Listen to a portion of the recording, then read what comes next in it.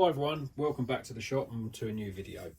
So today we are looking at an upgrade for these TRX4 axles, in as much that one of the models that I want to build, these axles are, as lovely as they are, they're just too wide.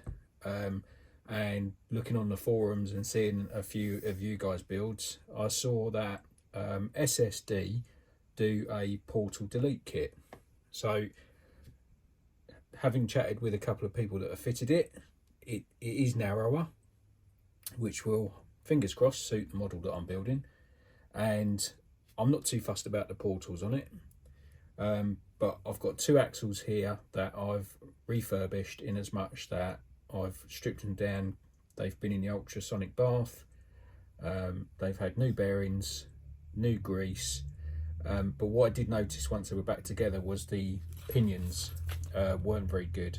So what I've done, I've ordered a new pair of pinions to put in them. That's the number if you want to order some for yourself, from Traxxas. I think I got those from Model Sport because they're the only people that seem to have them in stock at the time.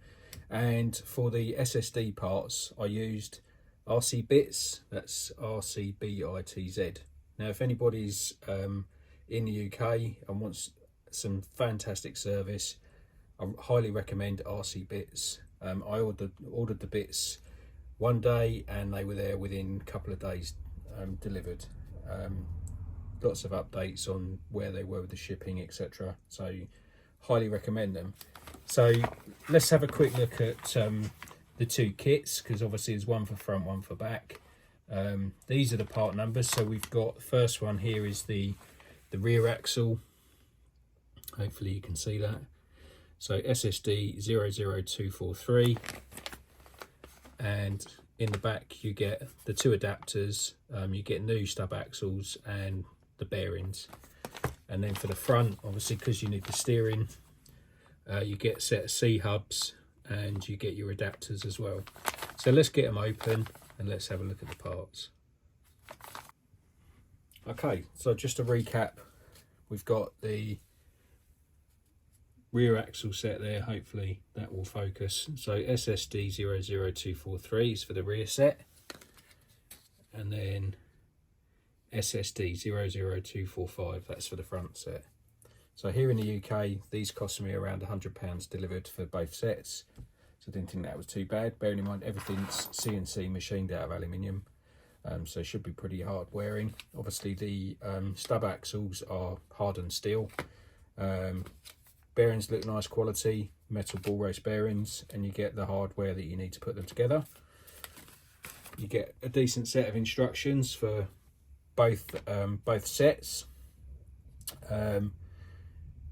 So what I'll do, I will obviously do them one at a time. I'm going to have a quick flick through the instructions and we'll see how complicated it is to do. Can't see it being complicated, but I just want to make sure that I do things in the right order. So as I said before, the main reason for doing this is so that I can get a narrower set of axles. TRX4 axles are very good, nice and hard wearing. Personally, I haven't broke one. You do see people where they shear across here after a roll, but generally they're sort of heavier models, been highly modified, etc, etc. Traxxas plastic is very good, very strong, but it also has a little bit of give in it for those unfortunate times when you do roll. So let's have a quick measure of the rear. So I'm going hex to hex at the moment. So hex to hex is 210 millimeters, and then end of the stub to end of the stub is 230. So 210 and 230. Rear isn't quite so easy to, the front isn't quite so easy to measure. But I would say that is 208 to the outside of the hexes, and then it should be 228 to the ends of the stubs. Or we say 230. So 230 mil. So what did we say? 200 and 208mm to the outside of the hexes and 230 to the outside of the stubs. So fine for a TRX4 because they're nice and wide, but way too wide for the model that I want to build. So I'm not going to show you me stripping these down because I'm sure you've all built a set of TRX4 axles before, just a few screws, but I'll get them swapped over and then we'll have a remeasure. Okay, so we've got the first axle done, which is the rear. I also took the opportunity while it was apart to put the new pinion in.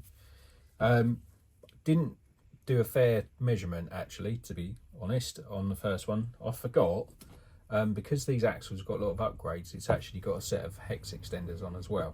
So although the ends of the stubs will be different, sorry, the same length, I thought the hex wouldn't be right.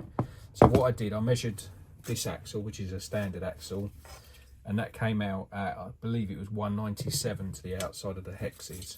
So that will be a better representation. And so what have we got now? We have 186. So overall, we've lost, what, 11mm? So that's not bad, you know, considering a lot of these shells are quite narrow, but also we've lost the portal. So not only will this sit lower, it's obviously narrower, and when we put our wheels on, they're going to tuck in nicely. And for the model that I'm building, they will certainly sit nicely under the body.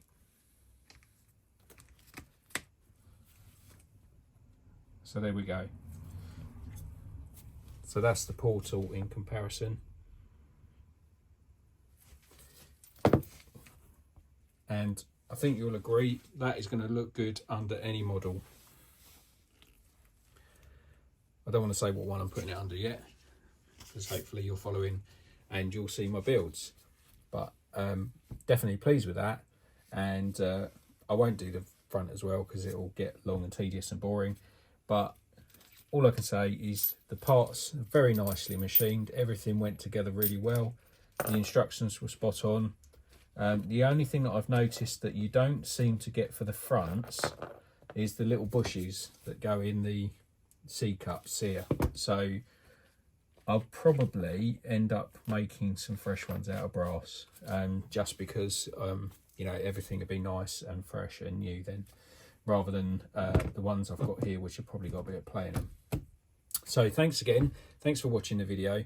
Hope you watch the videos that are going to be coming, obviously, which are going to talk about the builds and be part of the builds.